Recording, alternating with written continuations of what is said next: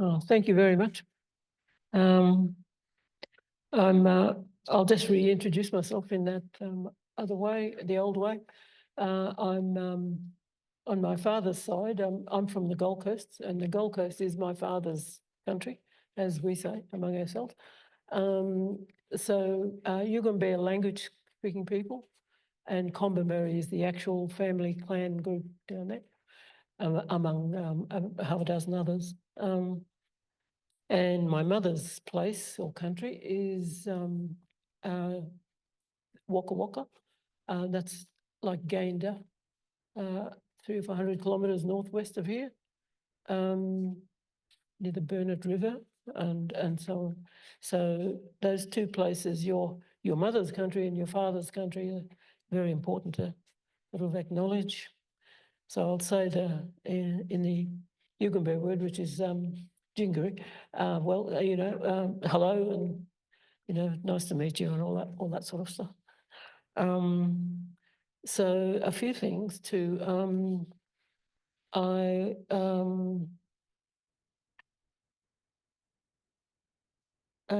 was just going to say about memory, actually, that I'll apologise ahead of time for I'll forget words sometimes. Perhaps just a thing of growing older and all that, but I'll struggle to say something, some particular word or term or something every now and then, and I'll probably, look at Simone and she'll know exactly what I'm trying to say. So that. Also that, I'm not apologising for it, but I like the word Weltanschauung. Everybody would be familiar with that word, I guess. So I'm talking about Aboriginal thinking and being and so on. But from that point of view, from a worldview point of view, it's not a religion, the old system. It's not a religion, it's not an ideology, it's not anything like that. It's a worldview. It's just the way things have developed here, all those thousands, tens of thousands of years ago, So it's a society and a culture of great age, and we work different things out in a very different way to many other cultures all around the world, And to put it in a straightforward way from the beginning, a metaphysical kind of identity for us is the idea of the dreaming. And it's not an idea, it's a being. It's actually being in this country. So going back, the old way, the old terms, I'll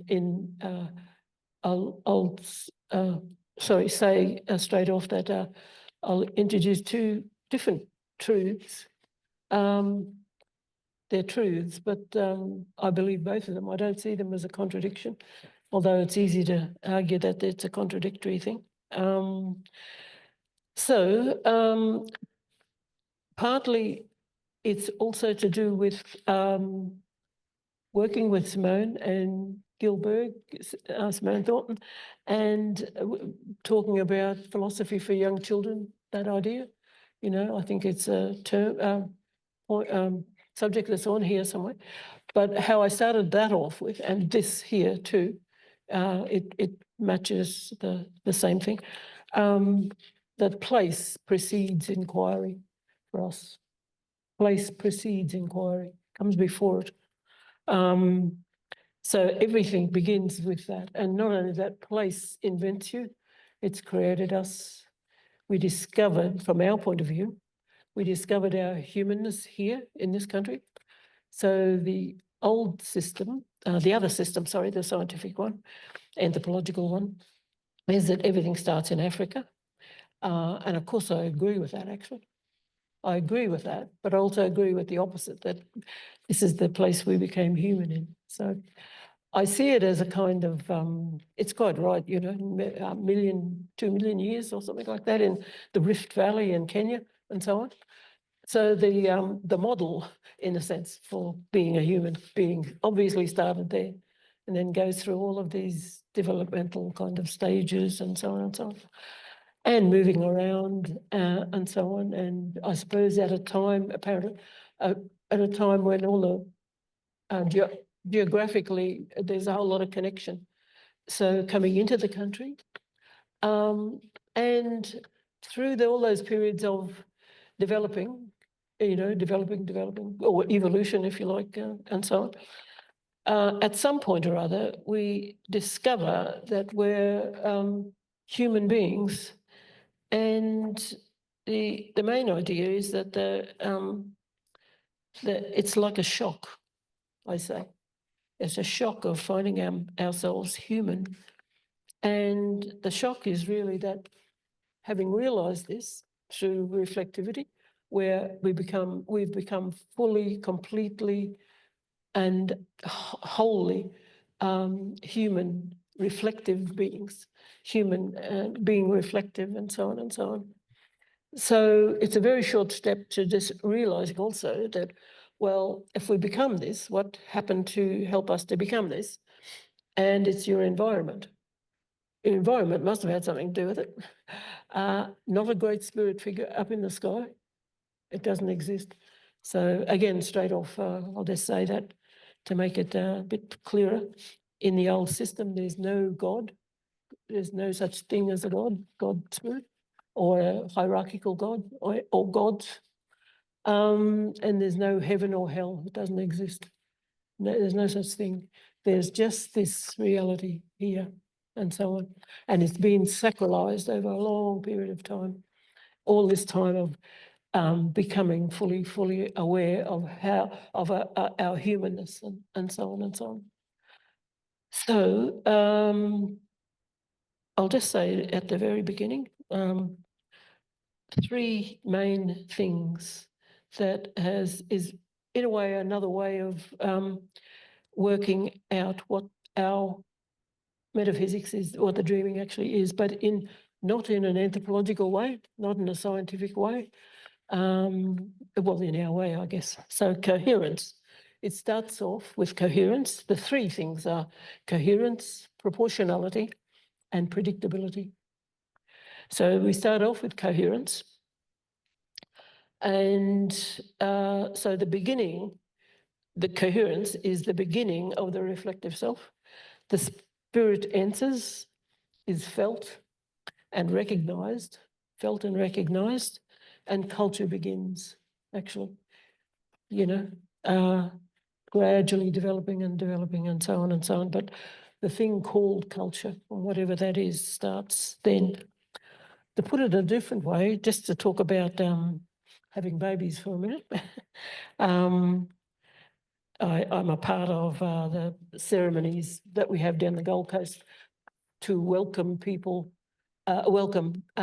little humans into the world. And we have this idea, of course, that the land has, they don't disagree with the science, but they'll just say, we didn't come from anywhere else, we only came from here. And they're talking about their own place, really, everybody, Aboriginal people.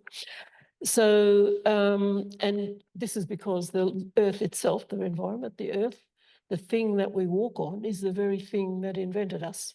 And in that way, it does come together with science, actually, except that we sacralize the whole process, and science doesn't. And that's the other thing that you'll hear me talking about, is us beginning, the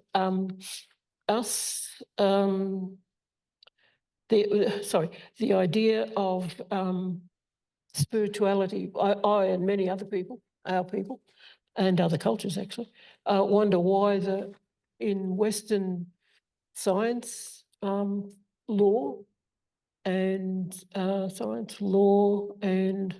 there's a third thing, philosophy, that the spirit doesn't seem to figure largely. It's not seen as a real thing or something, which I and about 90% of the world's population can't quite understand. Why it isn't taken into account and considered. But please say that I've got it wrong there. Maybe it does, in philosophy. So little beings, babies coming into the world, down there, I've heard of this dreaming story from other places too, that there's a baby tree, the mother-to-be, has this, it's either, it could be a dream, it could be a sense of being or whatever, but she's having a baby, is pregnant, but it comes from this gathering of small, tiny baby spirits that are gathered around a tree. And they're spirits, so they're bouncing and rolling around and so on, moving.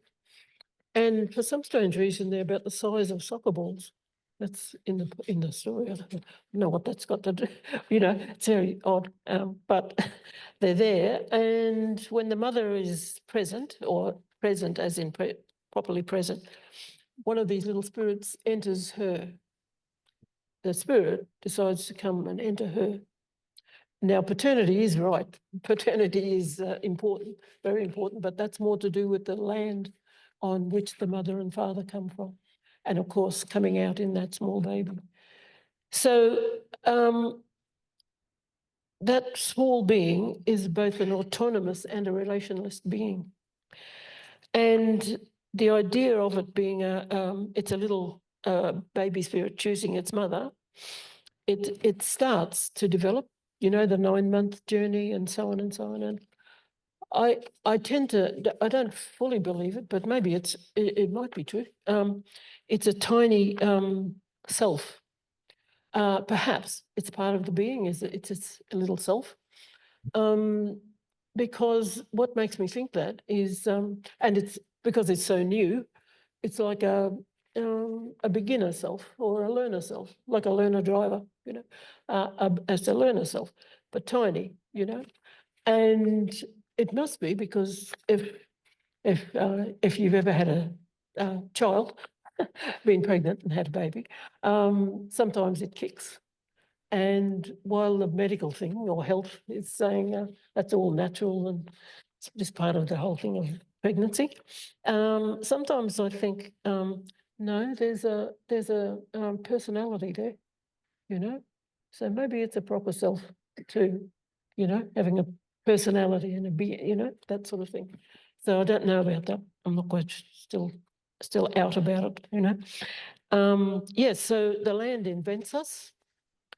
And from that, the old map, you can see as it's developed over all this period of time, they're really like regions. So if you're looking at a straightforward governance system, our own old governance system, it's a regionalism, it's a relationalist regionalism. So you grow up knowing, first of all, as an identity, the straightforward identity, you enter into a community and a society full of obligations. You have obligations to your mother's ancestral beings, your spiritual ancestors, your father's spiritual ancestors. So you're entering into this responsibility, obligation for the lands of both ancestors, So you're there to look after, but you're brought up usually in one or the other, and that determines a whole lot of things. And that's why it became when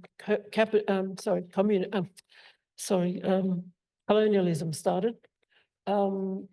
It mucked it all up, I often compare it to an old trick by an entertainer of whipping the tablecloth away on the table and things are on it. And of course, everything smashes, but not everything smashes. Some things miraculously stay there in place, even though it's whipped away. I sometimes think of it like that. You try not to think of it all exclusively as a disastrous thing, a disaster, a catastrophe. So if I'm sort of going along like this and I'll go back to the beginning, this is what I'll do. It's not lineal, of course, this whole idea. And I start off with this thing of colonialism. It's actually 1,000 years old. I call it 1,000 years old. You can say it's goes before that with imperialism, the Rome and all of that. But for me, it's important to see it as a kind of beginning with the Crusades, and that's around about the 1100s or something like that. It goes for a couple of hundred years. They lose, they go back to their country. This is Europe, of course, and a pope has told them, go over there and get control of that Holy Land. And because we are the people who ought to be running it and so on. So they go there, they do that, but they lose, they come back.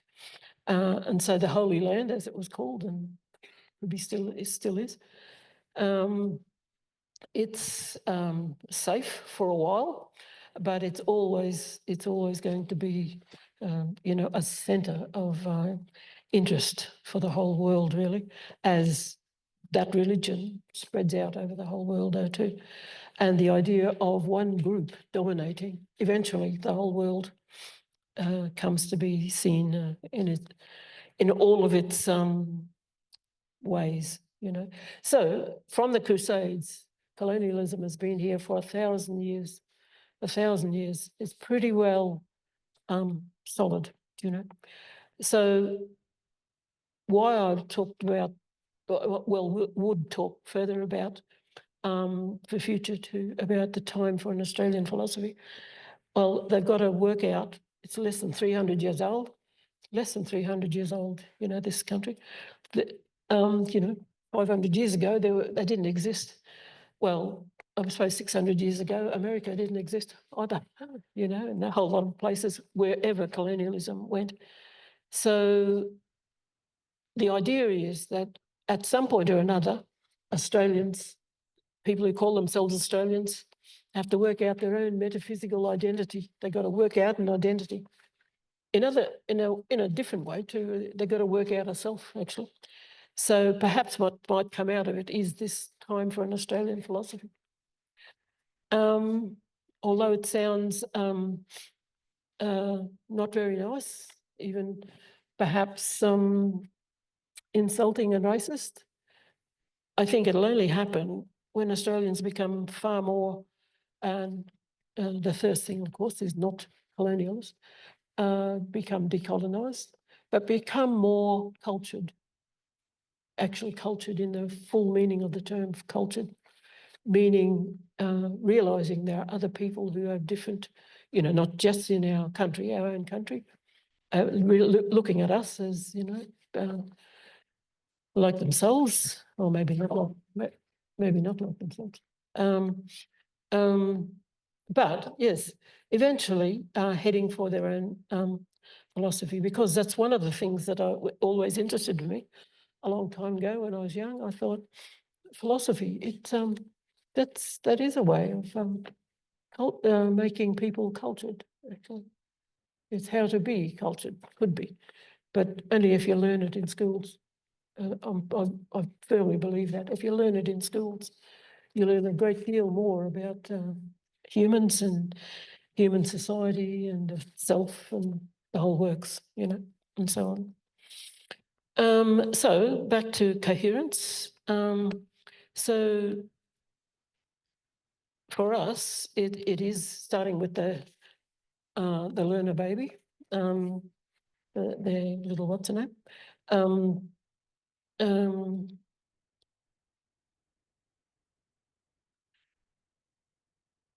The essential thing that we probably learned, which most people realised about Indigenous people in general, is that we learned that it's a reciprocal relationship with land. It's a relationalist relationship. So regionalism and relationalism at the same time. So we've got this, it goes something like this reciprocal relationship. It invented us, it looks after us, we'd be probably floating in space if it wasn't for it, you know, obviously. So it continues to look after us, and eventually it sort of, we gain meaning from it. So meaning comes from land too. So the reciprocal relationship. So because it has done all this, we are obliged to look after it. So somehow people didn't jump straight to humans here. The early Australians didn't jump straight to the idea of a God spirit, a God being. The ground, the earth, is the inventor and the creator, but they weren't ensnared by the trap of thinking of it as something therefore to be worshipped. So in Aboriginal terms, you don't worship anything at all. There's nothing above you, actually. So no transcendentalism, you know, you don't do that. If there is this thing and it's been sacralized over this working, you know, the developmental period, then you're obliged to look after it. That's all. You look after it. You're a custodian of it. So you have all these obligations, the big obligation, that is. So it's more than just environmentalism and climate change and so on. It's the thing that's made us. So we are obliged to look after it. And so the working metaphysics, the dreaming itself, that's what it becomes, is a whole range of things about how you do that. So, but it's not, you're not a nature worshipper. That's the worst thing you can do, because you're putting more distance between you, between being a self and your environment. It's greater distance and so on, but you have to stay together in a relationalist sort of way and so on. So going on to the, generally the next period, that's not to say that there aren't, and you can see how, well, I'm really am guessing here and asking you, the idea of, well, we knew straight off, of course, everybody has a mother and father to the little person. There has to be. And looking at it in the long view, the very long view, is that you have ancestors, near ancestors, you know, recent, you know, grandparents, great-grandparents, but you've had ancestors all the time. So every one of us, we all have ancestors, regardless of whether some of them are, and in the Aboriginal sense too, a general sense, regardless of some ancestors being a bit, well, dodgy, you know, we've all got ancestors. So it's a very short step to thinking that, and thinking and feeling that you are alone in the world. You know what aloneness is as a being, you know, just yourself, even though you're surrounded by family and relatives and so on and so on. But that that security is a big thing.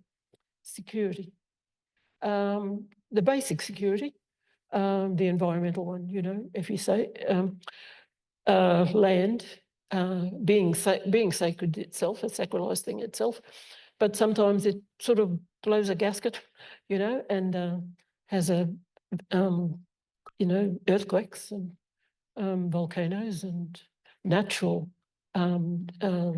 changes, climate changes, and so on and so on. And that's the really basic physical, literally physical security, but security in the whole of self way too. And what's better than having something large and powerful? So if you have spirits, what's to say that there wasn't taking this short step to seeing a spirit, an ancestor as a god, or ancestors as gods? It would figure, you know, to me, it's, well, like our own logic, which is all perspectives are valid and reasonable, basically. I'll go into that later. So it could be you know, a God, the idea of a God, and also the idea of if you want something really big and powerful like a God, that's also means like monumentalism, you know. So our idea of monumentalism isn't the man-made thing, you know. It is monumental architecture and things like that. But in our view, it's as if monumentalism is already there. We're standing on it. That's the biggest monumental thing. So that's the thing you have to have a relationship with, you know. But you can go ahead and individuals later on, great rulers, great architects, great inventors, and so on and so on, can build monumental things, you know, but it's already here. We're already walking on it, and so on. So, so a custodial ethic gets going. And this is also what people mean by the law. When Aboriginal people talk about the law, it's LAW and LORE.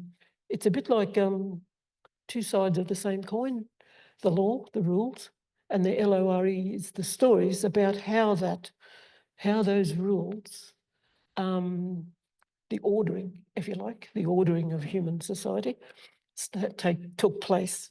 So there's 1,000,001 stories, like all old cultures. I learned a lot from the, what's his name, the one I talk about, the beautiful youth looking at himself in the narcissism. I saw, and other Aboriginal people do see those old stories as like dreaming stories, including in the Bible, actually, too, those stories. They're like dreaming stories. And so I learned a lot of those things from those things too, and realizing, of course, that many other cultures have the same thing. And I'm not quite sure why. I've never understood or learned from anyone where the word dream, the English word, why they choose that. The dreaming is also translated into everybody's different language too. There's a language word for what that means. But I don't know why they like dreaming, actually, unless the whole of life, you know, is like a dream, and, you know, you awake and so on to realities and so on. So the law comes into being, and that friend of mine, Morgan Brigg, he coined that term of the Aboriginal system. It's like a long-term experiment in human order making. And I thought, that's right too. You could say that about all the old cultures around the world. They all went through this, you know, like a lab experiment. And you know, create this system of ordering, you know, and so on. And it's all different from place to place, from culture to culture, and so on. But you can see this if you see it in a law way, that means there's a whole story to it, and the story can be expressed in all sorts of ways, in song and dance and art and so on. So just imagine for a minute the Australian Constitution being turned into maybe a play, you know, or a song, or something like that, or one great big painting. You know, what do you call it? The long one, the long painting. It's all described there, you know. So that's law, and so everything is seen in that way, and so on. And there is differences in the male and female. You know, women's and men's law, women's and men's spirituality, women's and men's business, and so on. You might have heard that too. But yes, the whole world is like this. And we could say, again, from another dreaming story, variations on a theme of dreaming stories about we would say that the sun is female and the moon is male, actually. And while they're completely unequal in energy, they're actually in balance. And they've got to be kept in balance. So you look at it like that. So the whole ordering might have come from those dreaming stories like that. There's no other planet for other kinds of beings. There's none. Well, there are all those planets. They all mean something to Aboriginal people too, like ancient societies, you know, and understood and translated what all the star system means and so on and so on. But anyway, so that we're with the ordering, we come into proportionality. And proportionality is the environment of the reflective self, the purpose, order, and design, you know, and how it eventually ended up being like in there. They're regions. They really are regions. You can call them whatever you like, tribes, clans, you know, and so on. But that place, places, it really is. They're so important. We ourselves call it country, of course. My mum's country, my father's country, and so on and so on. But the environment and the reflective self, it's as if it goes to work in this ordering, and all kinds of ways of how do you put it? How can I put it? The ego plays a big role. Sorry, I go back between the coherence and proportionality. There's this thing of motive, or you could call it something else, but motive arises with this self. And then between the proportionality and the predictability, there's this other in-between kind of bridge, if you like, of stability. Stability is what we eventually, out of the ordering, aimed for. So we see quite often, you know, peace and stability are just joined together like a horse and carriage, but they're not really. They're quite different things, actually. Stability is the long-term thing, a very long-term thing. So conflict and violence is just simply accepted as a part of the mixed up, highly complex human beings. And it's not something that you can get rid of. You know, there's an old saying about the poor will always be with us. We know that's rubbish, you know, because it's all economics and you know, dominating and, you know, economics, and it can be fixed by different and better economics, you know. But the idea of conflict and violence being always with us is true. So the ordering has to be worked out in a particular kind of way.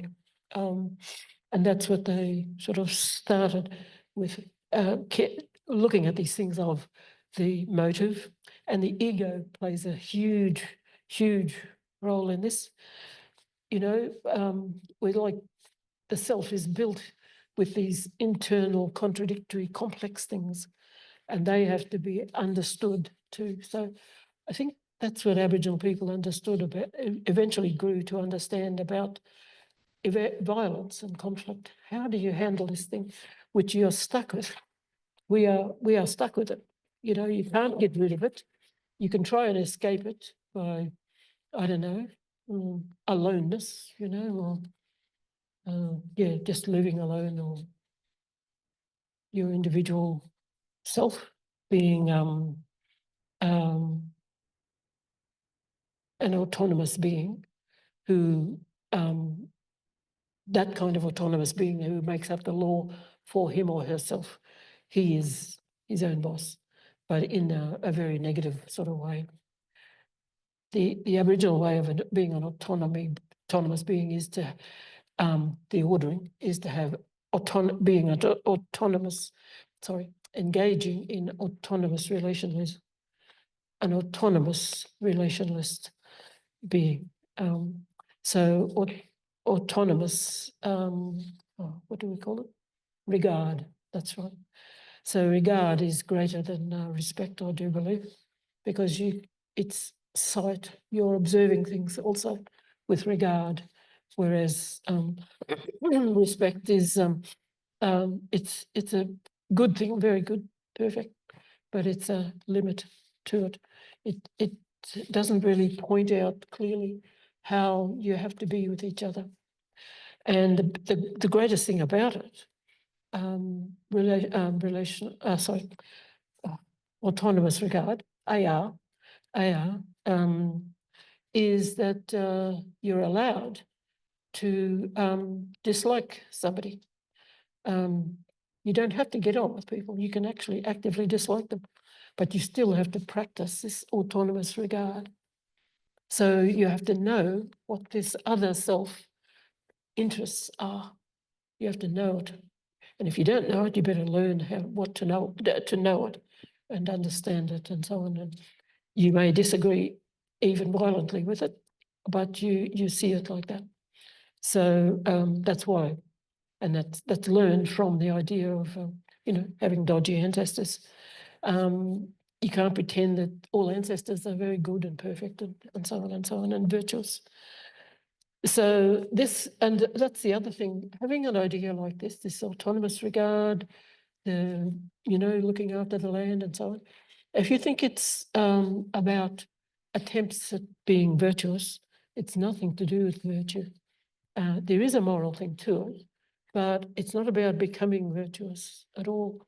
It's more to do with it makes common sense. It's efficient, it's rational, and it works, So you work at this kind of ordering. That's you do it for that. And that's a way of respecting the land too, and each other. So it's all bound up together, the autonomous regard. So we see the ego in this particular way, which probably everybody does in it.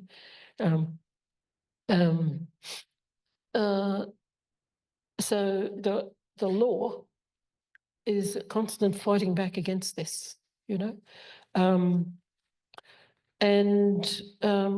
of what kind of society you have and what kind of relations you have. And I found, you might be aware of it, probably aware of it, there's a Greek term I came across because I was wondering what would be the exact opposite of hubris, and apparently there's no actual literal word in English for it, which in a way didn't surprise me actually. But there's lots of terms for being against it, and the Greek term is something like sophrosyne. How to be worthy of what is proper. That's what it means. And that's when I saw the word, looking it up on Wikipedia, actually, not in a book. I thought that's exactly right. Exactly right. And that's the old Greek way. And I'm sure it's a part of a lot of other old cultures' ways, But the word proper struck me because that's a very popular word with Aboriginal people. You grow up learning from parents and adults. Now, you've got to learn to do things in the proper way. Now, proper doesn't necessarily mean that moral way, moral virtue kind of thing way, but it's efficient. It's the way that things get done, and you want to do them in the right way so it all comes out good. So as a child, my mother doing the washing in a big old boiler at the back, lit by fire, and so on. So my job as a child was to spread out the washed handkerchiefs. This is before tissues, when everybody had a handkerchief. Dozens of handkerchiefs, big ones for adults or men, and little ones for women, girls. So my job would be to spread them out on the grass, corner to corner. And I'd be told all the time, now do it properly. This is how you do it. You know how to do it. Do it, the proper way. And that's, I quite like that, actually, doing it like that. But proper means this way, how to be worthy of what is proper. So, but again, don't think of it as a kind of virtue thing. It is to do with efficiency, how to run a society, how to run a world, how to run a country. So that it starts from that. It doesn't start from all the great variety of isms that there are at all. And that's why I do like that word Weltanschauung. It's a deeper meaning, apparently. You probably know it, than just a worldview. It means something more than that, apparently. But yeah, the ego, reckoning it to be like the wild card of human nature, it's not deemed to be sinful or bad, but it's seen like a potentially volatile substance to be treated with something like a combination of caring stewardship, referee-like supervision, watchful guardianship, and prompts towards the attentive, measured persuasion. That's how the ego has to be treated. It's not a bad thing. It's just we're stuck with it. So you better handle it and manage it properly, and so on and so on, you know, and make sure it doesn't get out of hand with that kind of, what do we say? The youth. Narcissism, yes, narcissism, or worse, you know. And that's why I still do keep coming back to colonialism, why it's incredibly important to get rid of it. But first of all, you'd have to imagine it. And just imagine what a world would be like without colonialism. Or if there's a turning over of the page and all of a sudden people got sick and tired, imagining that they actually got sick and tired of colonialism. Because remember, it affects the colonizer too. So it's not just the colonized, but as Fanon says, it affects deeply the colonizer. It does bad things for people, you know. A whole lot of things come from it that are not very good, you know. Just the very idea of, you know, ultra wealthy people and huge mobs of very poor people, and all of that comes from that colonialism too. So all that's eventually got to go. That's why the idea is the long view, longer than 1,000 years. Perhaps maybe the first 10,000 years. We've been through the first 10,000 years, in a sense, the world, large agriculture, and everything follows on from that. Competition, everything, the whole works. Then wars, you know, invasive wars and so on and so on. And of course, the colonialism that we all understand ourselves, you know, from books, from history, from movies, and so on and so on, and how romantic it is, you know, apparently. And it's done all good things. But one of my least favourite things, sayings, yes, but a lot of good things came out of it, didn't it? Well, you ask the majority of the world's population that, you know, and after thinking, they might say straight away, yeah, yes, absolutely. The technology, you can't miss the technology. That's incredible. But if they thought deeper about it, which they would, they might disagree, you know. But the follow on from that is, and this isn't generally in a linear way. You could look at this as all mixed up, do you know? So predictability. This is the reflective self challenged, autonomous regard, and the law. So and logic too.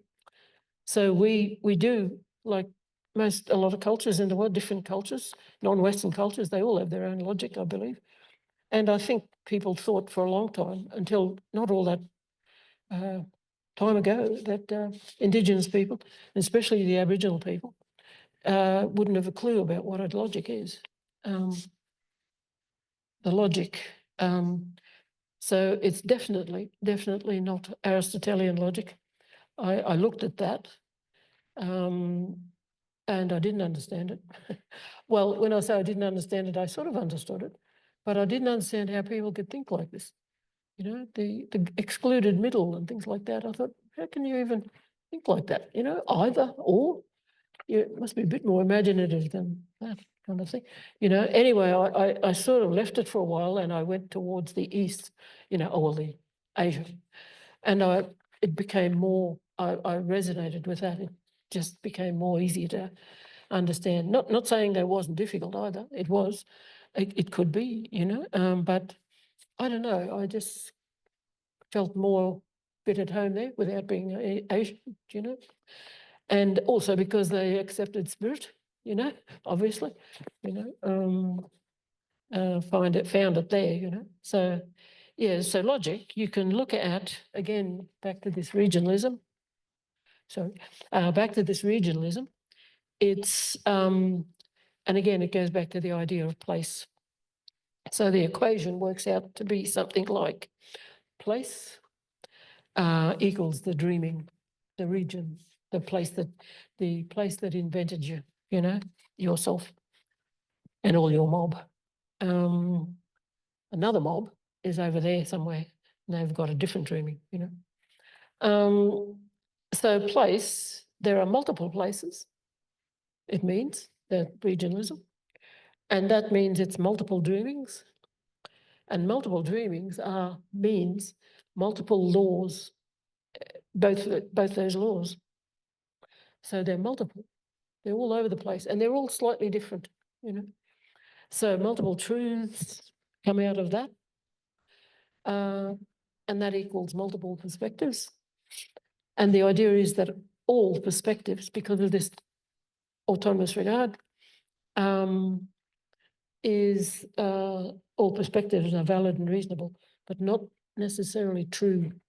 It's not true necessarily. It might be true for that particular mob there, that their logic, but it's not true for everybody, you know, and so on.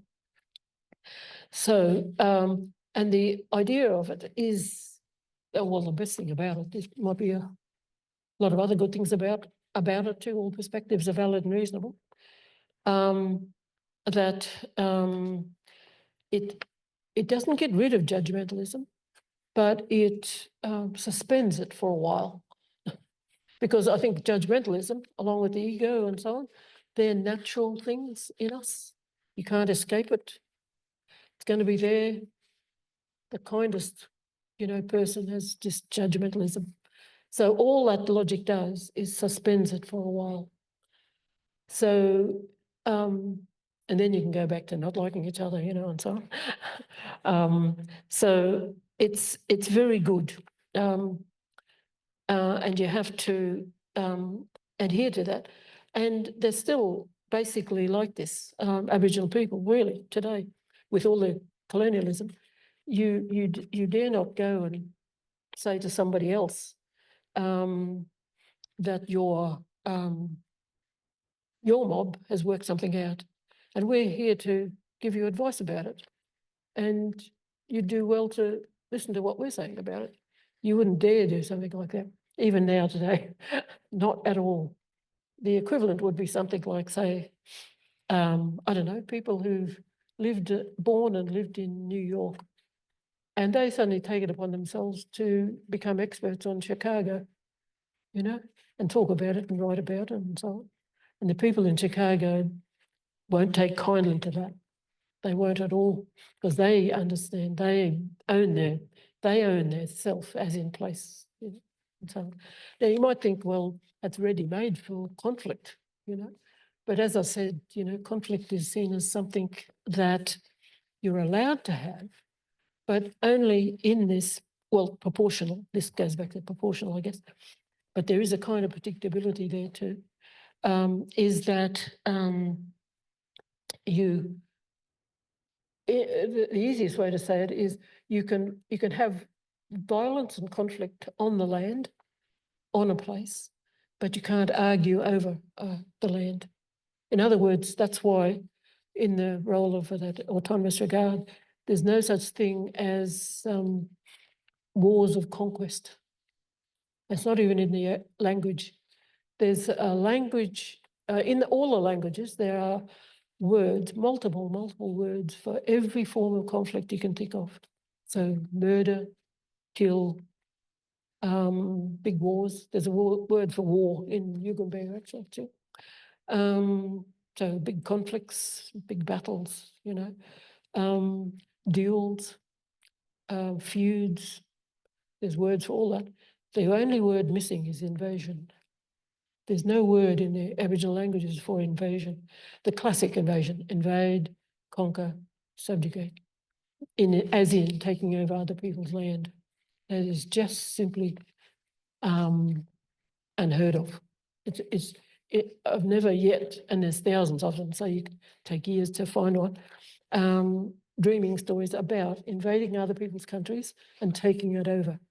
There are stories about changes, natural environmental changes, volcanoes going off, earthquakes, the sea reclaiming land or going away, you know,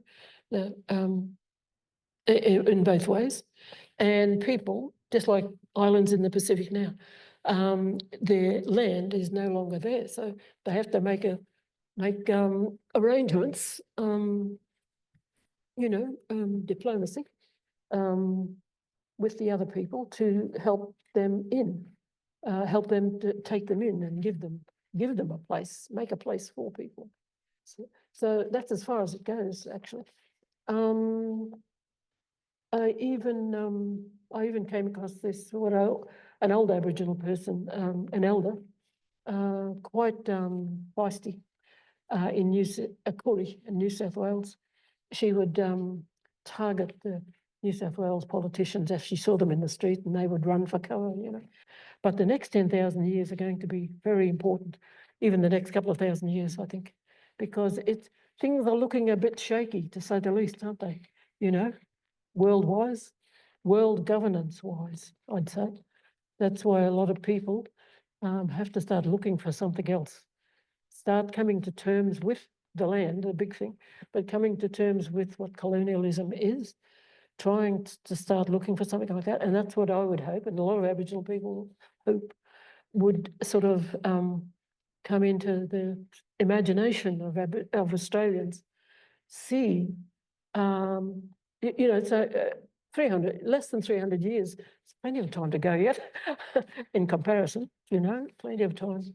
It could be worked out somehow or other, you know. And I want to finish, I really will finish here. I've become interested in, you may not be familiar with, but you quite probably are, a Russian philosopher called Mikhail Bakhtin. I don't know if anybody's, but I was very interested in this, of especially his notion of the philosophy of the act, because the act is extremely important. Ethics is an acting thing. It's an act, not just a belief system and a way of thinking, or a wishful kind of, well, I tried to be ethical throughout my life, and so on and so on. And if you can point out to the acts of it, yes. Or when you have a choice about things. And again, another old dreaming story, the Good Samaritan, he acted, do you know what I mean? So instead of raving on about human rights and how important they are, act on what human rights requires. And that's essentially, and that's a simplistic reading of the philosophy of the act, maybe. I don't know, because I'm still learning it, you see. But I do, the final note, final for me too, is that, and this could be for individuals, groups, but also countries. I like this saying of his. He said, the way in which I create myself is by means of a quest. He uses that word, but we could use something else. The way in which I create myself is by means of a quest. I go out into the world in order to come back with a self. So you find this self, you set a task of journeying to find that self. And quite often, as you read in books, sometimes the character, he'll say or she'll say something like, I had to leave this place and come back to this place to discover themselves, or something like that. Well, think of it in a monumental way. Monumental, you know, all humans, you know, that's it. So I'll leave it there.